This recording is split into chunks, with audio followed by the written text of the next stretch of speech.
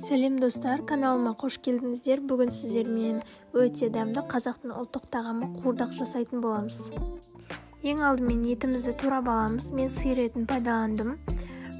Бүйрек, бауыр, өкпе қосып жасасаңыздар да болады, өте дәмді шығады. Менде барлығы аралас. 3-4 пиязымызды турап аламыз.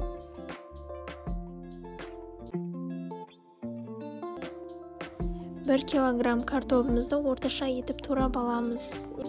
300 грамм сұйық май құйып, етімізді қуырып аламыз. Етті көп қуыруға болмайды, немесе қатты болып қалуы мүмкін. Енді үстіне пиязымызды салып, аздап араластырып, бетін жауып қоямыз.